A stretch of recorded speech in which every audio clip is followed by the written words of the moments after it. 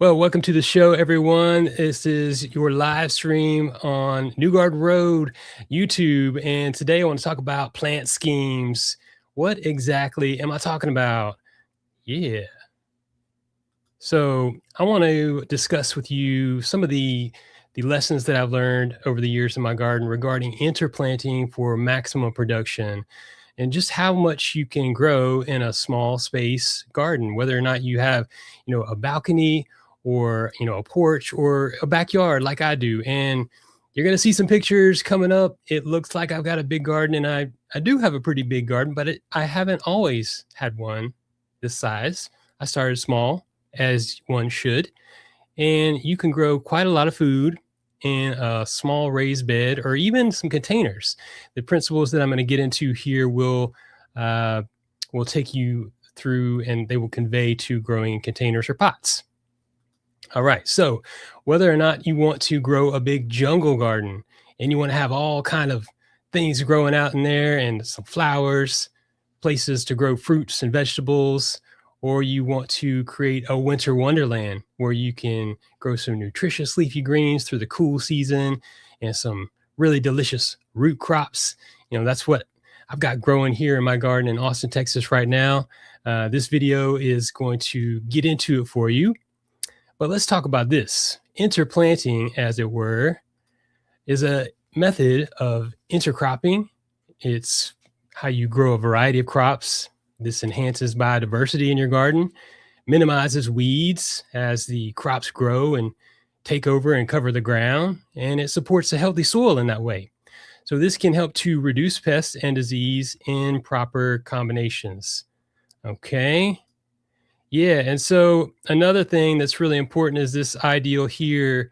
This is something that I've been working to develop, and it's my perspective on gardening. Right, we're talking about setting the stage for optimal growth, and I really think this touches on a lot of the key essentials for anyone who's growing ecologically, organically, whether or not you're just getting started. There's a lot to focus on, but this gives you something to kind of round out. And if we want to have healthy, vigorous plants, we've got to have a living soil full of biological diversity, the microbes cycling nutrients for the plants, making them the nutrients available to those plants, as well as a biodiverse ecosystem, which is where intercropping can come in and play a role, as well as sun exposure. We'll talk a lot about the plant spacing and how it's relevant for other crops growing and being able to grow stress-free with enough sunshine,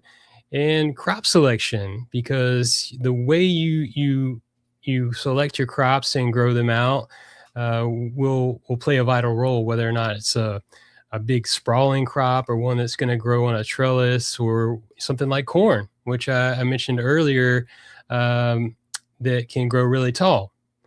Okay, and timing is important too. We're going to touch on elements of that. Efficient watering rounds out setting the stage for optimal growth in the organic garden. So I think that's something that I really want to talk about more and more in these live streams, and I think is intertwined with a lot of different topics that we're going to cover. But let's keep moving. I'm Scott from New Garden Road, always out here to inform, inspire, and elevate you.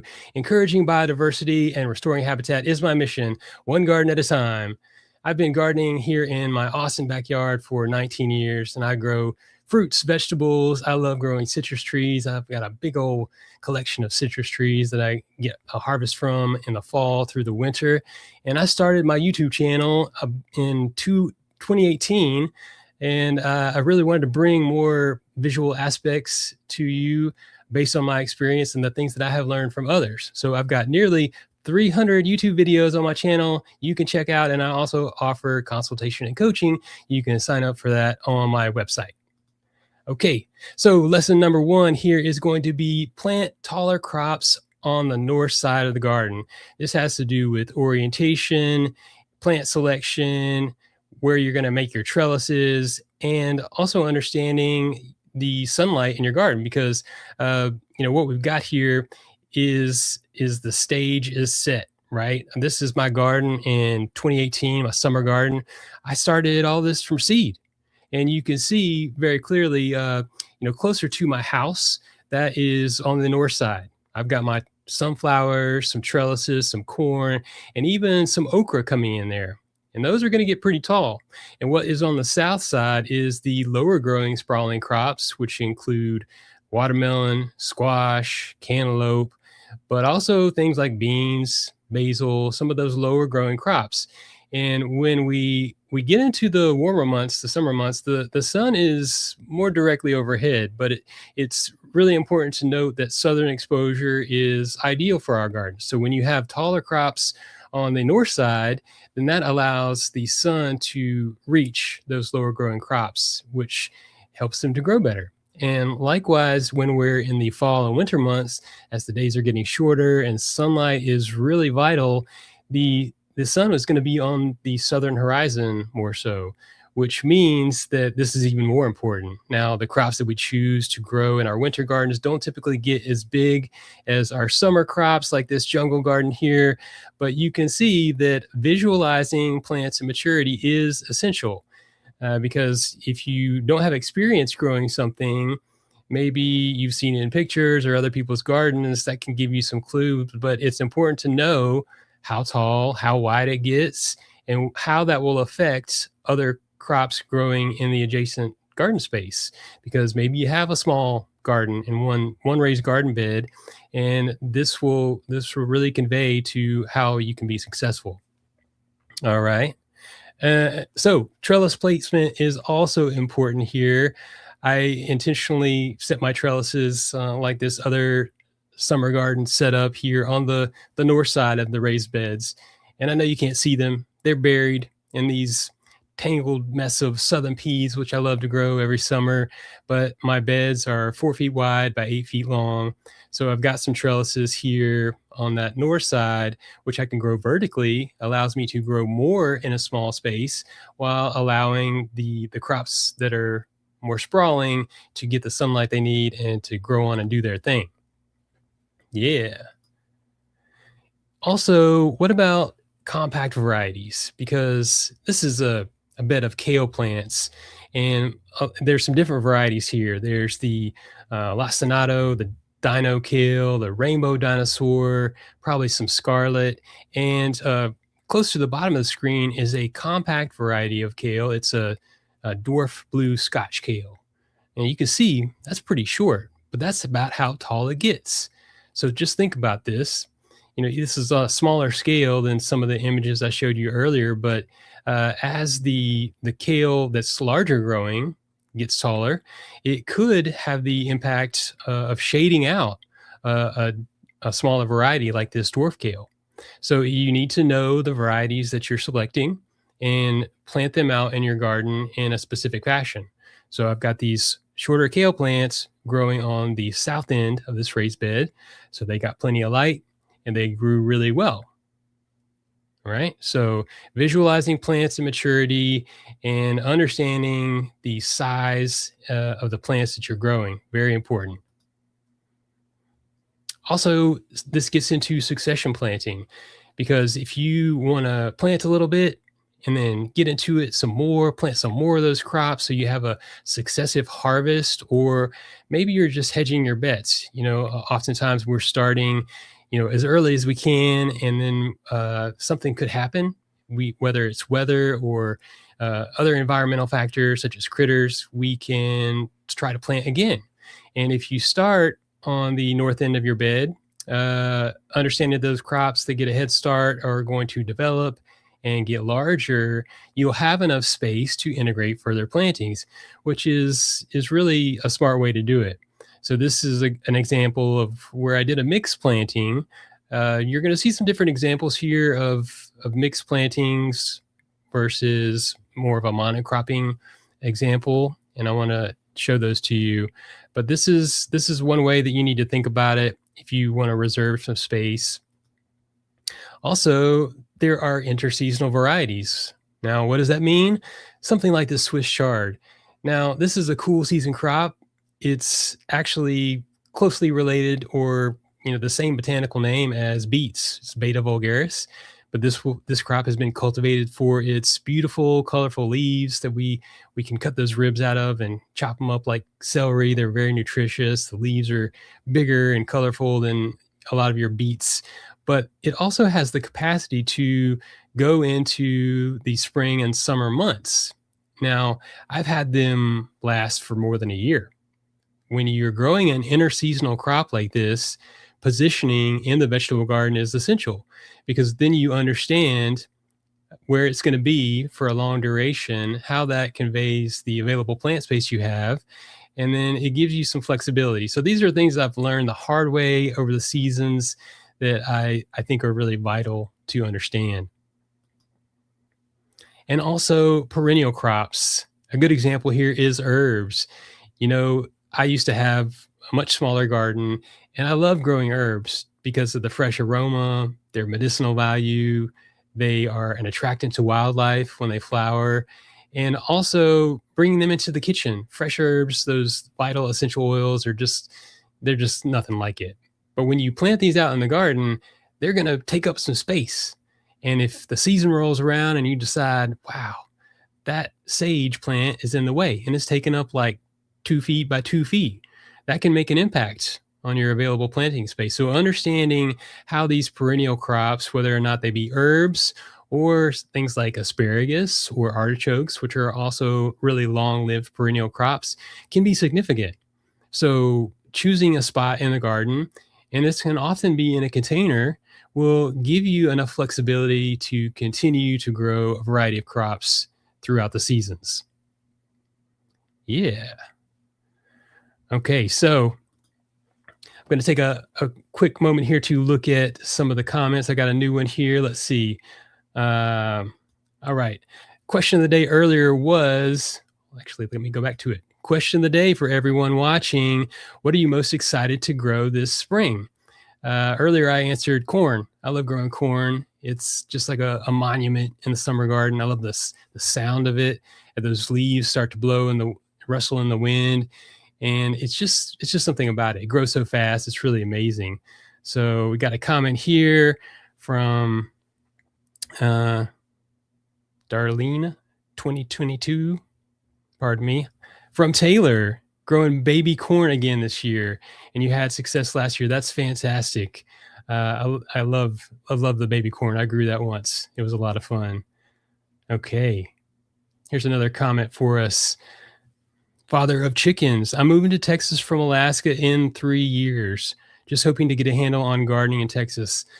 Thank you for tuning in. You have found the right spot. I've got a lot of things to share with you, just from all the mistakes that I've made and the places that I've gotten to for being able to maneuver our wild climate. It's a fun place to grow. You can grow a lot of food.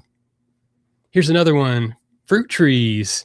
Yeah, fruit trees are a great option. We can get those going right now, actually. And a lot of times you can find really affordable options that are bare root, and those will take a bit of time to get established, and you can give those some care, but they're a bit cheaper. Otherwise, into the spring months, you'll find a variety of, peaches, pears, persimmons, plums, and citrus trees, which are one of my favorites. I've got a lot of videos on my channel about caring for citrus trees, but fruit trees, very, very worthwhile. Love that. All right. Popping up. What are the best tomatoes to grow when the weather gets really hot in my area? They grow great early, and then the heat comes and it's over. I love growing tomatoes, but I don't put a whole lot of stock into them. I would recommend determinate varieties of tomatoes, those that really don't get that tall, maybe 2 to 3 feet, and then they are primarily going to set their fruit all at once. Last season, I experimented with some new varieties called Bison. Also had one called Rosella Purple that I've grown before, and they did really well. They actually did set more than one round of fruit, even into the fall. In November, I was harvesting the Bison tomatoes, and I saved some seeds, and they were actually really tasty. I've grown some varieties of determinate tomatoes in the past, namely the Marglobe, which I think they do a good job in our heat because they kind of get while the getting's good. And I just didn't like the flavor of the Marglo, but the bison was really exciting to me, and I'm interested to grow that again this season. The determinate varieties just have an advantage, I think, because when you have an indeterminate tomato species that's just growing and growing, you get a lot of stress, you get a lot of yellow leaves, and that can be a lot to expect. But the main thing to remember is that tomatoes are not going to reliably and efficiently set fruit when the temperatures are above 90 degrees. So it's important to get them in early in the month of March, some really healthy, robust starts. You want to transplant. You don't want to start from seed in March. You want to start from seed now or in early January indoors to have those out in the garden as soon as you can, because the window for their opportunity to set fruit successfully is really going to occur between, probably April into May into June a little bit. But once we start to get 90 degrees more consistently, even hotter than that, that's going to stress them out. So I know tomatoes are a trophy fruit in the garden, very important to a lot of us. They're great fruit, but they do have a tough time. Great questions. Okay, let's see what else we've got here. We are going to move into some examples of mixing fast and slow growing crops. Now, these are some different ways that I've been able to interplant or intercrop in my garden. And here's one example. So this is my raised bed where I'm growing broccoli. The larger seedlings here are all broccoli. I've got 10 of them. They're spaced 18 inches apart and two rows essentially that are about 20, 24 inches apart. But I did this in a specific fashion so that I could utilize the edges of this raised bed, not the north side, right? Because that's going to get shaded essentially by those broccoli plants as they grow. But the east, west, and the south side of this raised bed, I've put in some turnips. They're much faster to grow. So we're looking at about 70 to 80 days for the broccoli once we get those starts in, but the turnips can be 30 to 50 days. So the idea here is that while the broccoli is sizing up, you have space on the edges of the bed where these turnips can come into maturity without being shaded out. So this is a top view. You can see how the broccoli leaves are getting really big and they're closing the gap, and that's what will happen. So you can mix some of these crops, but I think that understanding the days to maturity is important. And I've been experimenting with that a lot. And this is another view, right? So I use these low tunnel hoop structures to protect the crops through freezing temperatures. And the alignment of the broccoli plants is important because they're going to get, roughly 24 inches tall. So they've got to have enough room under those hoops to be, they're not going to be in contact with the frost cloth, but you can see on the left and right side, which is east and west, that is the maturing turnips. And they did really well. This is a good way to mix your fast and slow growing crops. And this is the result. So I've got some mature broccoli heads there, some really good ones this season. This was a couple years ago. And then I've got those turnips. This is the east side of the bed. Just a good way to take advantage. It's a balance between crowding the plants and understanding how they grow, how big they get, when they mature, and what you can get away with. So there's always an element of experimentation there, and your garden is likely to be different. So you'll have to translate it in some fashion. But again, it goes back to understanding where the sun is going to be available to the lower growing crops. Also, beets and greens. This is another planting where I really had a lot of fun experimenting with, because in the fall, planting these fruit crops is a great option. Here in Central Texas, this is the time for them, the fall through the winter months, but they take longer because the days are getting shorter, the sun is lower on the horizon. So I've learned to grow these crops for a bit longer than the seed package might normally take. So if you can grow beets based on the days to maturity, as stated, maybe 50, 60 days. It could take, 2 or 3 weeks longer. So I put them in the middle of this raised bed, and then I planted the leafy greens. There's lettuce, arugula, and spinach. I planted all of those around the perimeter. I knew I was going to be harvesting from those in a cut and come again fashion on a more rapid basis. So I got in there and I got me some leafy greens. In the meantime, the beets were growing and they were maturing, and I didn't have to reach in as far to get my greens because they were on the perimeter. So that made it easier for me as a gardener, and it also allowed those beets some time to grow and to mature. And you can see here in the end, that's exactly what we did. I like to intersperse the greens, mix it up, always have some fun with it. Yeah. So that's another way that you can experiment by playing with the different speeds that crops will have in terms of their maturity. Let's go back to the comment section here. All right.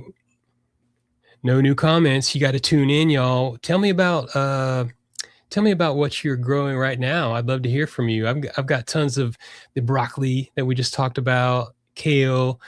I've got root crops like carrots, beets, radishes, and some flowers too. I've got some delphiniums, some poppies, some larkspur. Those are starting to really come in for an early spring show. So I'd love to hear what you're growing. But in the meantime, we are going to move on in the presentation.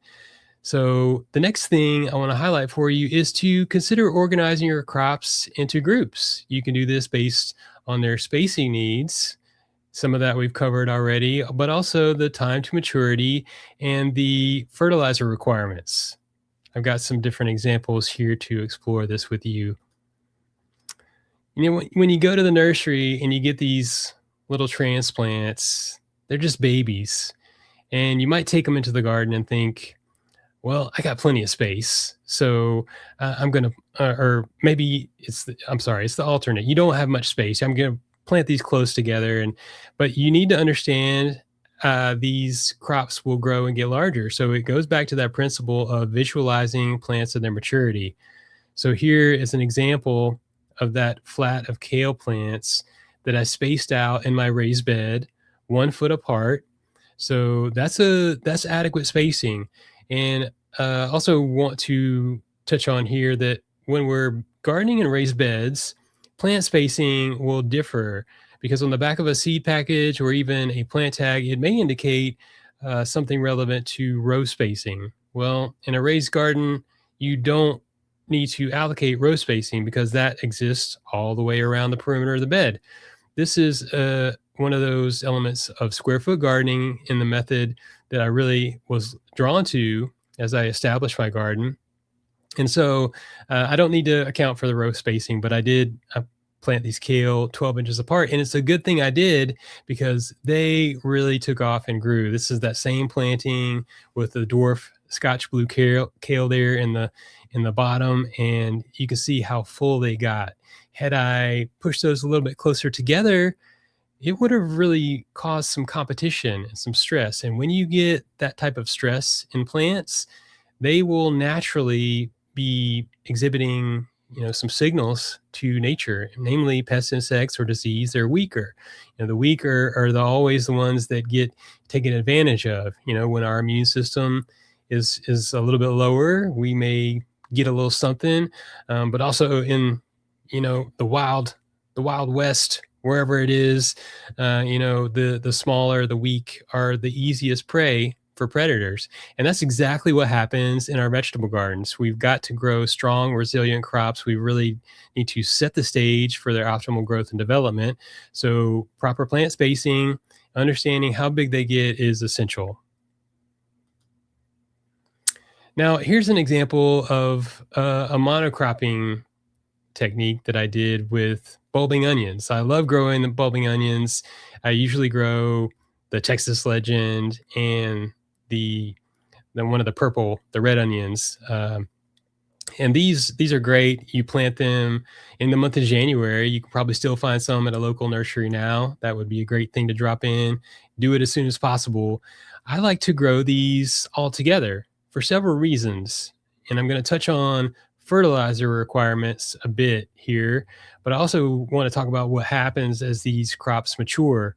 So, you know, they're going to start off, really small, and they'll be growing upright and be really uniform.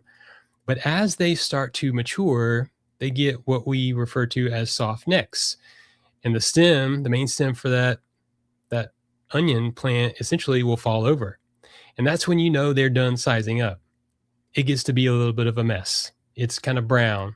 It's a little bit messy. And so if you've got this in a mixed planting, not to say you can't do it, but just understand what to expect, right? Understand what the future will hold when these plants to mature. What you have planted adjacent to them could suffer as a result of that growth habit. So that's why I like to grow them in this fashion, but also because I like to grow a lot of onions, and this is a good way for me to do it. But their fertilizer needs are really based in something higher in nitrogen. So and that's going to promote leafy green growth, which is connected to that bulb, and that gives you the best development as they mature. So if you were, potentially growing something that likes a bit more phosphorus, such as some type of annual flower or broccoli, or some root crops like beets or carrots, and you wanted to stimulate them with a side dressing or a liquid drench, then you might be, making your onions more predisposed to bolting, which would be kind of going in the direction that would be less ideal. Potatoes, very similar to onions, they do like a healthy dose of nitrogen. Potatoes are actually enlarged stems that are growing as side shoots underground, and they start off pretty innocent, right? But they start to get tall, a couple of feet tall, and then you get a storm, some rain, and they get floppy. Just imagine if you had something growing next to them, or even on the south side where you thought they had enough sun, and something like this happens. You can go in there and stake them and kind of build some structures to prop them back up. But just like the onions, when they are ready to harvest, they'll start to turn brown, and they're going to just kind of lay flat. And you need to let them do that. So I always like to grow them all on their own. So that's something for you to consider. Yeah, carrots too. When we grow these carrots in the fall, they do take a long time. It's easily 4 months for the carrots to mature. Regardless of the seed package saying they're going to be 90 days. So I like to go in for a big planting of carrots because, first of all, these teeny little carrot seeds are a lot to manage. And then you need to thin them out. And then from there, you're in good shape. You just got to let them grow. So for me, I know they're going to be in the ground, taking up bed space for an extended period of time, similarly to the onions and the potatoes. Those come to bear in May. So they're taking up a lot of space from the beginning of the year in my Texas garden through late spring. And the carrots can do the same. So you need to understand the amount of time that these crops will occupy in your garden as you choose where to plant them, just as well as how much spacing they require. Okay. Yeah. All right. We got another question here. Let's see. Pruning question. The trees I planted in containers last year as bare root plants last May, should I prune them this year or should I wait one more season? I have peaches, lemons, and cara. Okay. So I'm going to speak to the peaches first because they have a specific pruning technique, and that's kind of a goblet form. You typically, as you get them and plant them, you cut that central leader so they form more of a goblet, and that's going to set the stage for them being multi-branched and balanced and producing fruit for you. So you don't really have to do a lot of subsequent pruning in the initial seasons, but there's probably some things that I haven't learned about growing peaches yet It's not something that I have in my garden, but that's definitely a starting point for them. So I would just encourage you to focus on overall care, adequate moisture, fertilization, and there's a fruit tree spray schedule that you can follow, and you can find links to that on the Natural Gardener has a great website, and it's going to be talking about spraying a fungicide during dormancy, and then some other elements that you would apply throughout the season. That is important as anything, if not more so than pruning outside of the initial prune. Now, for the lemons and your Cara, which is a pink navel orange, right?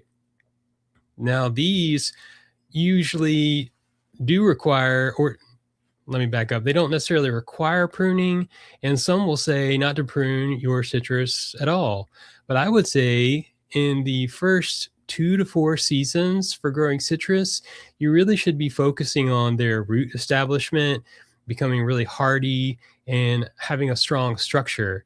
We don't need them to bear fruit before they're ready, you know? And also, if you're in the state of Texas, you should understand that these citrus trees have been treated with the systemic pesticide. It's heavily regulated to deter the citrus greening disease, which is devastating and could be devastating to the citrus industry and the backyard citrus grower.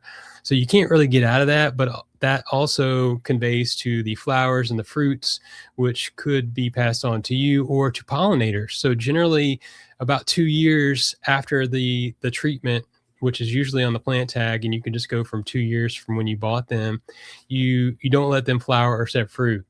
And then at that point, you can look to prune them structurally. You know, make sure they have balanced branching. They're a nice shrub. You want them to have a shrub-like structure. You want the leaves and the branching to go from the top to the bottom. It doesn't have to be like a lollipop. But the first few years, I would really be looking for strong branching. I do have a video on pruning citrus trees that you can check out on my YouTube channel that really gets into that detail, and it shows you. I had a sumo mandarin that wasn't very old, and I made the mistake of letting it sit on some really hefty mandarins. We had a storm, and the top of that tree snapped in half. So that's a really good case in point, and it's kind of the basis for that video of why I think pruning citrus early in their development is essential. Great question.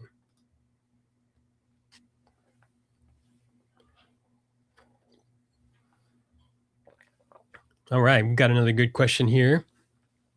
Are mushroom blocks a good soil amendment for all crops?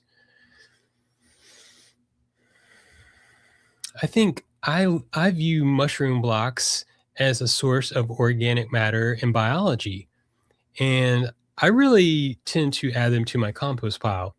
They're really rich in carbon structures. They're primarily hardwood sawdust, and with that, the mycelium from the fungal strain that they've been inoculated with are really efficient at breaking down those carbon structures so that they can become available nutrients to future plants. So composting them first is a really great way to go with it. Now, you can certainly break them up, and I would break them up really fine, maybe even put them through a sifter and then integrate them into your soil.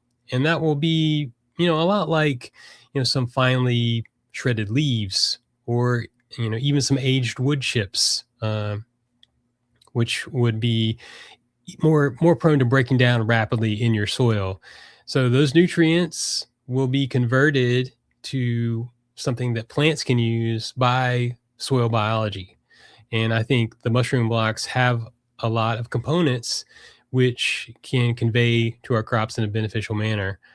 I have found that they take a while to break down when they're just added straight to the vegetable garden. So although you can do it, I'd probably leaning into composting them first as a better option. If you don't have a composter, they're very easy. I've even got like an open round bin with some fencing that I just pitch them into, and it's very similar to generating leaf mold. Which, if you're not familiar, you take a big pile of leaves and you let it break down.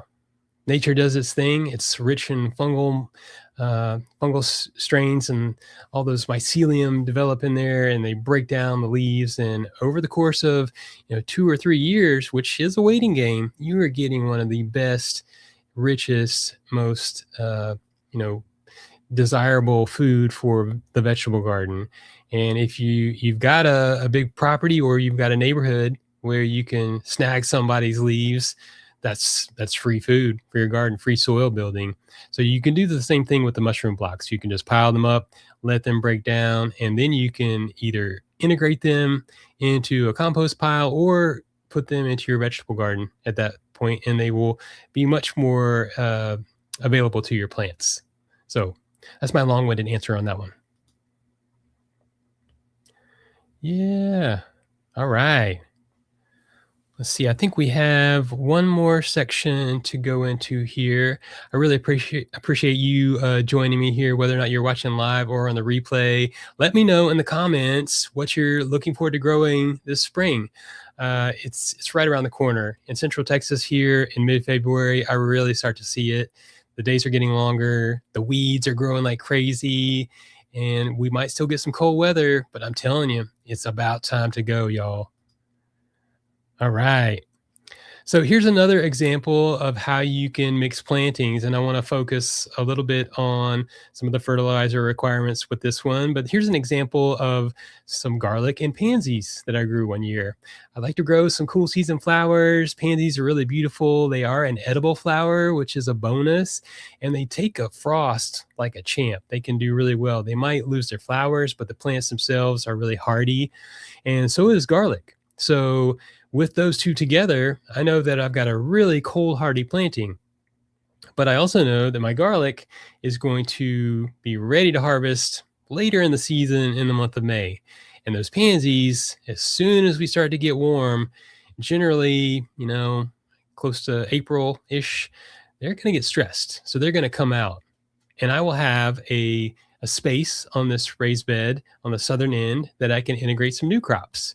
And about the time those start to come on, I'll be pulling out my garlic. So that's one method for integrating a mixed planting, and also understanding that they're separate, right? So my garlic, although it doesn't need an extensive amount of fertilizer, it does like a good drench of something higher in nitrogen, in the early spring to really feed those leaves as those garlic bulbs are triggered to divide from the cool hours through the winter, and that will give them enough energy to bulk up and grow. They like that nitrogen. The pansies, however, if you want to encourage additional flowering, need something higher in phosphorus. So if I'm doing a liquid drench with these, I'm choosing something like a microlife biomatrix, which has got about a 7 for nitrogen. That's going for my garlic. And then I might use something like my tried and true favorite Neptune's Harvest, which is a 2-4-1. Got a punch of nitrogen in the middle there that really helps the flowers, root crops to get going. So that's another example of how I like to mix things up. But here's a case of strawberries. Now, strawberries are really good to plant in the fall here in Central Texas. And I've done it in a few different ways. It can be challenging, but fresh strawberries from the garden, 100% organic, you just eat them right off the plant. But look at this, I've got them spaced 1 foot apart, which is ideal spacing. And you might think I've got room to drop something else in there, but you got to hold on, because I understand these plants will sprawl. They'll take up that space. In addition, one season I had a really good run of strawberries, sending out their daughter plants, which are basically shoots that have satellite plants that will root. And although I planted 20 strawberry plants initially, I probably ended up with twice as many. So spacing them accordingly will allow for that to occur, and you really get a nice patch of strawberries. And that's how it goes in places like Wisconsin. I've got a good buddy up there, and the strawberries will last more than one season, which they might do in Texas, but typically the heat takes them out. But again, notice that I've got a separation here from the north side of the bed, which is spinach. a great companion plant. And I've got another really cool example of how to integrate these two later on in the presentation. But spinach, like the garlic, needs a good dose of nitrogen, leafy green growth. But I want to hit my strawberries to get that fruit with some phosphorus, which contributes to fruits, roots, and flowers. Here you can see as the strawberries really started to take off, they easily closed the gap in that raised bed. Pretty good crop of strawberries that year. You know, I'm not growing strawberries this season. Sometimes I just don't get around to it and I miss the window, but it's a really rewarding crop. Blackberries are another one that are really worthwhile if you've got the space in the garden. Interseasonal flowers. So I mentioned Swiss chard earlier and how that can last for more than one season. Let's look at these snapdragons and dianthus. These are along with the larkspur growing in the background, that I'll start in the fall, and they'll be really small and they'll grow larger. So I need to make sure I've got them in the right space and allow, other plantings room to grow. But also they have the capacity to continue further into the spring than, say, my cool season crops, because initially in front of these two raised beds in the front, I had things like lettuce and broccoli, and it got hot enough that they were done for the season. I pulled them out, and what was left on the north side of the bed was these larger, well-established annual flowers that continue to grow, probably into the month of May or June, even further sometimes. So when you kind of take that into consideration, it's important in your garden planning, your design. It may take some experience, and also there are different varieties of snapdragons. This is the rocket snapdragon. It just gets huge like this. I love them. I grow them every season. They're my mother's favorite flower in the garden, so that reminds me of her, and I enjoy doing that. But there are some smaller format ones that you can choose, but just realize that they may outlast some of your other crops. And if you want to continue gardening on the heels of what you've had grow and harvest, which you should always keep something growing in the garden, especially here in our southern growing zone in Central Texas and areas where you can garden year round. Just keep growing. That's the best thing that you can do for your soil health, and for yourself, because gardening generates wellness and it connects us to our communities, which is really essential and a great reason to do it in the first place. All right, let's get creative, y'all. There's a lot of things that I have worked with over the years, and zinnias are probably one of my favorite, summer crops to grow. These beautiful flowers, and I start them from seed in little 6-packs like this. Starting your own zinnia seeds is the way to go. I've done it from transplants, little seedlings that I get at the nursery, and you can do well with those, but nothing like these here. When I grow the giant zinnias, I like to start them from seed. And here's an example of how I like to play with the spacing when I'm integrating them with the planting of cantaloupe. So this is one of my beds, and you can see there's a zinnia in the middle there, and it doesn't look like much. There's plenty of space. I've got a few cantaloupe plants around it.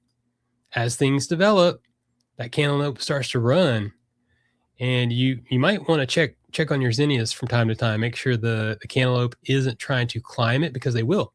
And as a matter of fact, I think I see a little tendril there that I probably had to go make sure it didn't climb up that zinnia plant. In addition to, potentially staking the zinnia to make sure it continues to stay uniform in its upright growth in the given space, the raised bed, which is another factor. But here we go. The cantaloupe really start to fill in. The zinnias are growing vertically. They're starting to branch out, and it's coming together. I mean, this is one of my favorite things to do in the garden. You can play with this in different scenarios.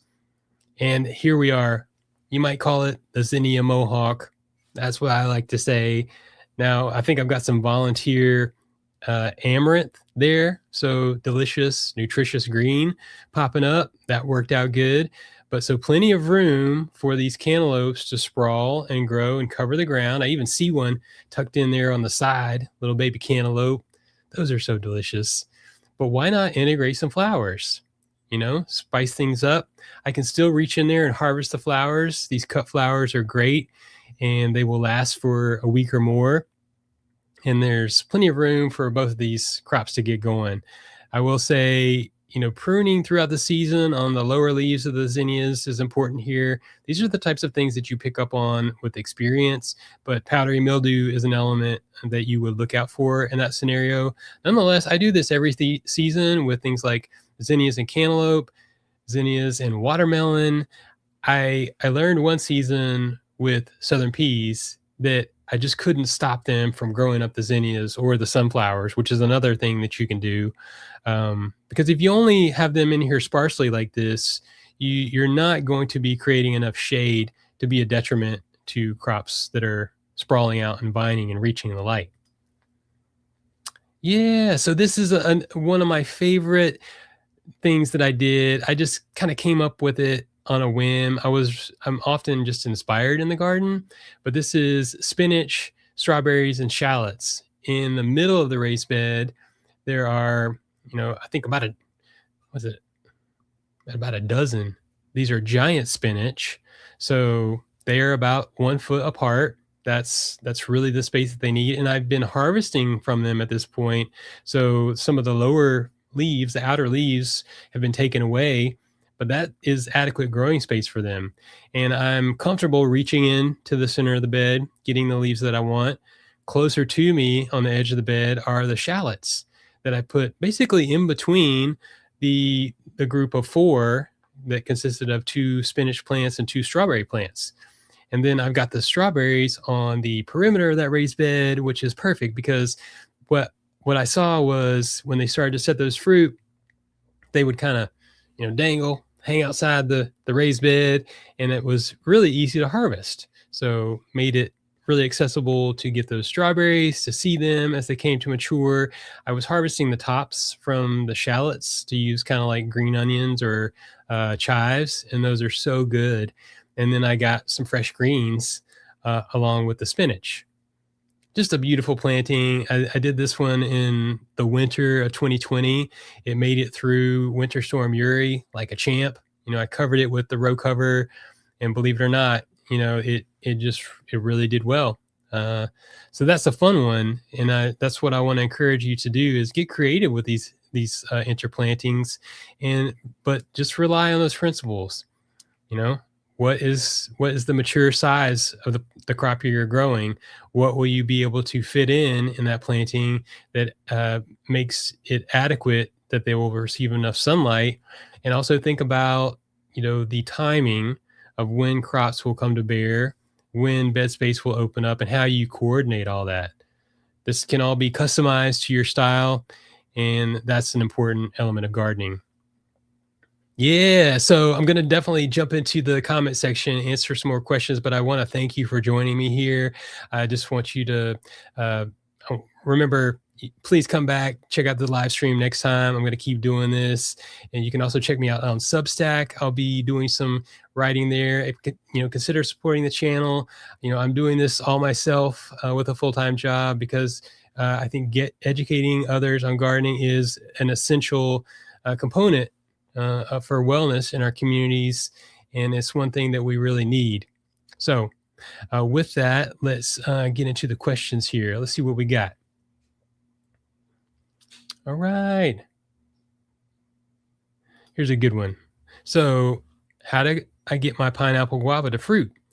I can get flowers, but never fruit. So the thing is, pineapple guava is really well adapted to growing in the central Texas region, but it doesn't mean it's going to grow as well as it does in other regions, such as California, where it may have no problem flowering and setting fruit, and you're doing well with it. Here, we get cold enough in the winter that can play a role. Sometimes they get frost damage, and the soil, the alkalinity, the nature of your soil, whether it's heavy clay or caliche, really rocky, that can play a role.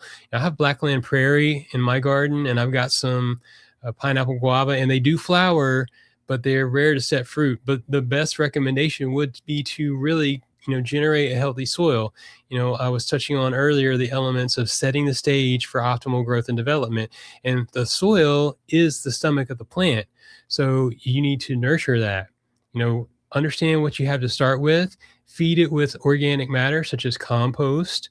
Wood chips are great for trees and shrubs. And if you're adding that annually, you'll be building the soil. All those nutrients will be breaking down, working with microbes, or being worked by microbes, and that will be channeled to a healthy, robust tree.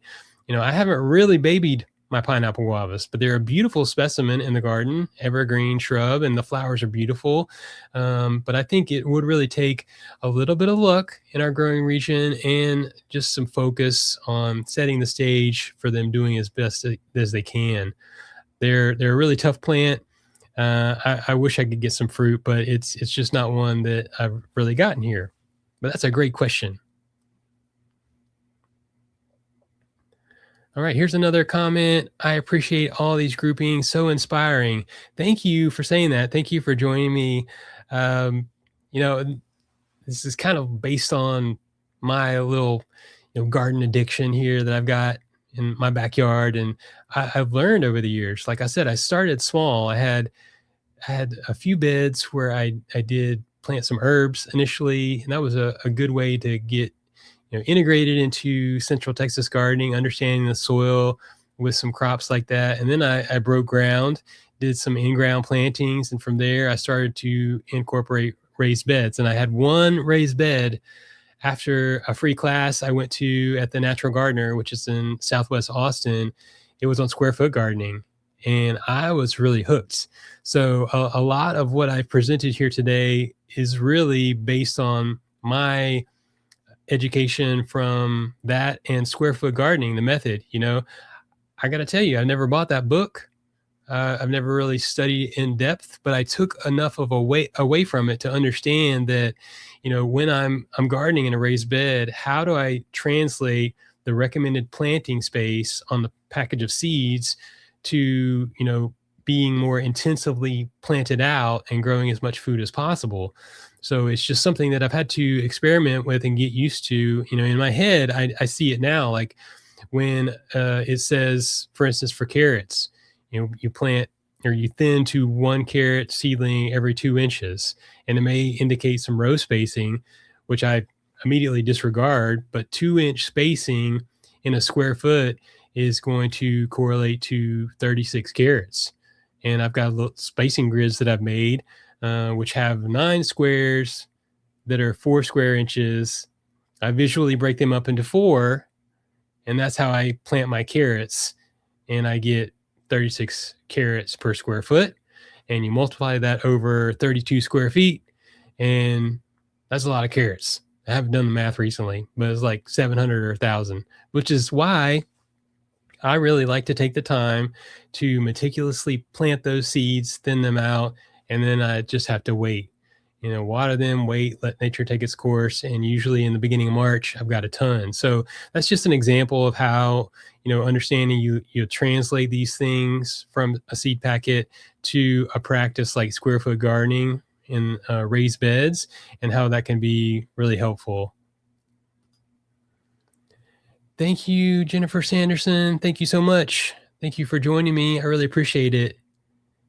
Yeah. Y'all, this has been great. I love doing these live streams. I also, since we're at the end here, I'm just going to tell you, like, I'm practicing. It takes practice. I want to get better at this. I'm taking time to set up all kinds of things in this studio. I'm using the StreamYard application so that I can bring you more visual integration of these slides and all these photos from my garden. Every single one of these photos comes from my garden. And I love it. It's production on the fly. It's something I don't have to edit, but it enables me with a full-time job to be able to come to you more consistently and try to meet the needs of the community and foster organic gardening, sustainable gardening literacy, more consistently. Along with that, I'm really wanting to write more and just share with you, because gardening ecology and wellness and horticultural therapy, I think is something that we can lean into. There's a lot of things going on in the world and our planet that we can or cannot talk about. And for me, I got to tell you, gardening is medicine, and I want to share that medicine with you. And gardening in Central Texas is a challenge. It's no joke. Whether or not you're new to gardening and you're just getting started here, or you're coming from another growing region, I used to live in North Carolina, completely different story. Um, Growing tomatoes, much easier there. That's the crop that my mom and dad loved to grow in their North Carolina garden. And it was much easier than it is here in Texas. So there's a lot of lessons that I've learned over the years from, the customers that would visit the Natural Gardener when I worked there. I was there for 13 years. My experience as a backyard gardener and the mentorship that I received from other gardeners, including John Dromgoole. He's one of the uh, the big figures here in the organic movement in Central Texas, and has really been instrumental in how I've learned. And just the practice itself has really taken me a long way. So that's what I want to share with you. And I'm just so happy that I can do it. You being here with me means a lot. I know we might have not have a lot of people joining on the stream live, but we're going to build on that. We're going to build this community, and I know we're all going to enjoy it. So with that, I'm going to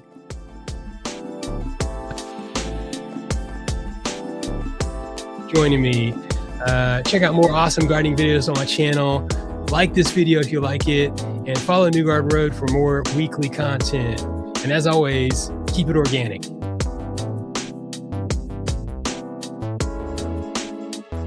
I'll see you next time.